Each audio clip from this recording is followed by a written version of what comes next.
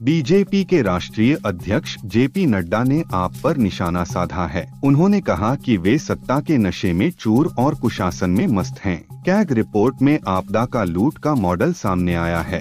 Report ने केजरीवाल और आप की पोल खोल दी है। उनके कर्मों के लिए दंडित किया जाएगा। बस कुछ हफ्तों की बात है। अमेरिका में जो बाइडेन की सरकार ने जाते जाते रूस के एनर्जी सेक्टर पर अब तक का सबसे बड़ा प्रतिबंध लगा दिया है। बाइडेन ने रूस से गैस और तेल के आयात पर प्रतिबंध लगाया है। इसका असर रूस की इकोनॉमी पर बड़े पैमाने पर पड़ेगा। बाइडेन प्रशासन ने कहा कि यह एक प्रयास है जिससे आने वाली ट्रंप की सरकार और यूक्रेन में शांति समझौते की ओर एक कदम और बढ़ाया जा सके। दिल्ली की सियासत के सबसे बड़े संग्राम में सोशल मीडिया सबसे बड़ा रण क्षेत्र बना है और पोस्टर, वीडियो उसके सबसे बड़े अस्त्र। आम आदमी पार्टी और बीजेपी के बीच पोस्टर युद्ध जारी है।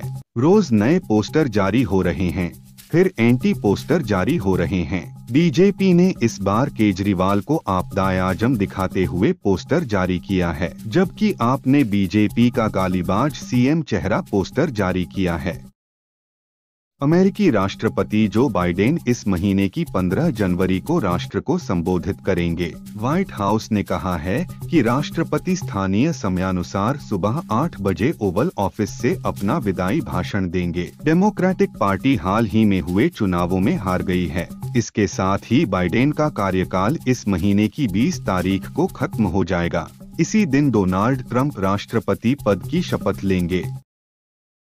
साल 2018 में हुई ग्राम विकास अधिकारी (वीडीओ) की भर्ती परीक्षा में गड़बड़ी के आरोप में कानपुर की एडीएम रिंकी जायसवाल को सस्पेंड कर दिया गया है। एसआईटी की जांच रिपोर्ट के बाद योगी सरकार ने यह एक्शन लिया है। वीडीओ परीक्षा कराने वाली एजेंसी ने रिंकी जायसवाल की शिकायत की थी। जांच एसआईटी को सौंपी गई। जांच में आयोग की तत्कालीन उपसचिव रिंकी जायसवाल पर लापरवाही की पुष्टि हुई। बॉलीवुड के दिग्गज हास्य अभिनेता टीकू तलसानिया को हार्ट अटैक के चलते अस्पताल में भर्ती कराया गया है। उनकी हालत गंभीर है। 80-90 के दशक से अब तक उन्होंने अपनी कॉमिक भूमिकाओं से दर्शकों का मनोरंजन किया है। टीवी शोज से लेकर बॉलीवुड फिल्मों तक उनकी स्क्रीन प्रेजेंस लाजवाब थी। टीकू उन चुनिंदा हास्य अभिनेताओं में हैं, जिनके स्क्रीन पर आते ही भाव खुद ही हास्य उत्पन्न करने लग जाते हैं। त्रिवेणी के किनारे महाकुंभ में आए साधु सन्यासी अपनी खासियतों के लिए चर्चा में हैं। ऐसे ही एक साधु हैं जो असम के लखीमपुर जिले से आए हैं। उन्होंने 40 साल से बाल नहीं कटवाए हैं। उनकी जटा 7 फीट लंबी है। बाबा का नाम त्रिपुरम सैकिया है। जूना अखाड़े में दीक्षा के बाद उनके गुरु ने उन्हें त्रिलोक बाबा का नाम दिया।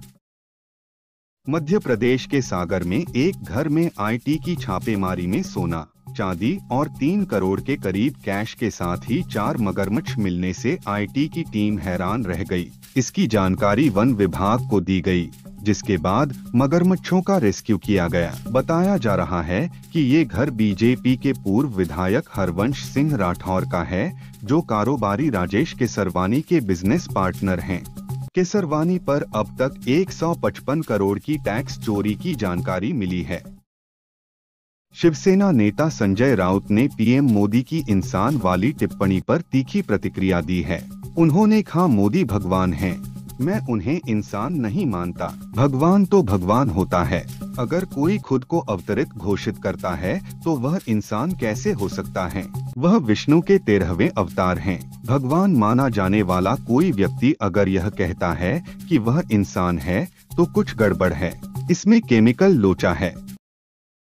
मध्य प्रदेश के शहडोल में डीआईजी सविता सोहाने ने एक स्कूल में छात्राओं की सुरक्षा के लिए कार्यक्रम को संबोधित किया। इस दौरान उन्होंने कहा, आप पृथ्वी पर नई पीढ़ी लाएंगे, आपको इसके लिए योजना बनानी चाहिए। पहली बात ध्यान रखें कि पूर्णिमा के दिन गर्भधारण न करें। हिंदू धर्म में इसे पवित्र अवधि माना जाता है। सूर्य देवता को जल चढ़ाकर नमस्कार करें ताकि ओजस्वी संतान पैदा हो। व्याख्यान का वीडियो वायरल हो रहा है। कानपुर की सीसामऊ सीट से विधायक नसीम सोलंकी ने कहा कि मैं डरने वाली नहीं हूँ। चुनाव जीतने के बाद मैं ज्वाला देवी मंदिर भी गई। मेरे लिए सभी धर्म समान हैं। हमला जितना भी हो रहा है हम लोगों पर हो रहा है। महिलाओं को धमकाया जा रहा है। बहुत सी महिलाएं समाज में पीड़ित हैं। महिलाओं की इज्जत करें। उनके घरों में भी माँ, बहन और बेटियां होती हैं। महाकुंभ में संगम स्नान कराने के लिए प्रदेश के सभी जिलों से बसें चलेंगी। सीएम ने यूपी परिवहन निगम के अधिकारियों के साथ बैठक कर महाकुंभ को लेकर की गई तैयारियों की समीक्षा की। सीएम ने कहा कि बसों में ओवरलोडिंग नहीं होनी चाहिए। यात्रियों से तय किराया ही वसूला जाए। महाकुंभ के लिए यूपी रोडवेज की ओर से 7,000 बसें चलाने की तैयारी है। मेला क्षेत्र में 550 शटल बसें चलाई जा रही हैं। दिल्ली शराब नीति से सरकारी खजाने को 2,000 करोड़ रुपए का नुकसान हुआ है।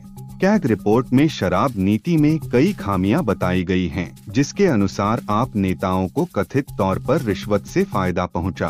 तत्कालीन डिप्टी सीएम मनीष सिसोदिया और उनके मंत्रियों के समूह ने विशेषज्ञ पैनल की सिफारिशों को नजरअंदाज किया। शिकायत करने वाली और घाटे में चल रही कंपनियों को लाइसेंस दिए गए। कैबिनेट और एलजी से कई फैसलों पर मंजूरी नहीं ली। सीएम योगी आदित्यनाथ का कहना है कि साल 2016 में 2.35 लाख श्रद्धालु अयोध्या श्री राम के दर्शन के लिए आए। साल 2024 में श्रद्धालुओं की संख्या 16 करोड़ के पार पहुंच गई। अकेले अयोध्या जी देश के आर्थिक विकास में 80,000 करोड़ रुपए का योगदान दे रही हैं। टूरिज्म डिपार्टमेंट के मुताबिक यहां 1,200 नए छोटे बड़े होटल बन गए हैं। मंदिर के आसपास 3,000 से ज्यादा रेस्टोरेंट, ढाबे और खाने पीने की दुकानें खुल गई हैं। नोएडा में 26 जनवरी से बिना हेलमेट वाले 2 पहिया वाहन चालकों को पेट्रोल नहीं मिलेगा। नो हेलमेट नो फ्यूल अभियान के तहत सभी पेट्रोल पंपों पर बड़े होर्डिंग और सीसीटीवी कैमरे लगाने के निर्देश दिए गए हैं। सड़क सुरक्षा बढ़ाने के लिए यह कदम उठाया गया है। परिवहन विभाग ने जिले के सभी पेट्रोल पंप मालिकों को नोटिस भेजकर फ्यूल स्लोगन के होर्डिंग लगाने के आदेश दिए हैं। योगी ने कहा कि आज हम यह एहसास कर रहे हैं कि राम जन्मभूमि के लिए जो आंदोलन चला था, आज वह एक सार्थक लक्ष्य के रूप में आगे बढ़ रहा है। अब कोई भी व्यक्ति दुनिया से आता है तो कहता है कि वाह, अयोध्या तो अब त्रेता युग का एहसास करा रही है। 1-2 साल में जन्मभूमि का पूरा परिसर अपने भव्य रूप में आएगा। यह दुनिया के सुंदरतम नगर के रूप में सबसे आध्यात्मिक, धार्मिक और वैभवशाली धाम के रूप में विकसित होने जा रहा है। इंडिया गठबंधन पर शिवसेना सांसद संजय राउत ने कहा, इंडिया गठबंधन बचाने की जिम्मेदारी कांग्रेस पार्टी की है। कांग्रेस सबसे बड़ी पार्टी है। यह सत्य है कि इंडिया गठबंधन लोकसभा चुनाव के लिए बना था और लोकसभा चुनाव के बाद इंडिया गठबंधन की एक भी बैठक नहीं हुई। यह बैठक बुलाने की जिम्मेदारी भी कांग्रेस पार्टी की थी। हम अब तक इंडिया गठबंधन का संयोजक घोषित नहीं कर पाए। हमें यह सब बातें ध्यान में रखनी चाहिए। बीजेपी के राष्ट्रीय अध्यक्ष जेपी नड्डा ने आप पर निशाना साधा है। उन्होंने कहा कि वे सत्ता के नशे में चूर और कुशासन में मस्त हैं। कैग रिपोर्ट में आपदा का लूट का मॉडल सामने आया है। रिपोर्ट ने केजरीवाल और आप की पोल खोल दी है। उनके कर्मों के लिए दंडित किया जाएगा। बस कुछ हफ्तों की बात है। सीएम योगी ने कहा, हमें ध्यान रखना होगा कि किन कारणों से हम बंटे हुए थे। आवश्यकता इस बात की है कि हम विभाजित न हों। ऐसा हुआ तो उसकी कहानियां हमारे धर्मस्थलों, बेटियों को भुगतना पड़ेगा। मोदी जी ने 1 साल पहले कहा था कि राम है तो राष्ट्र है।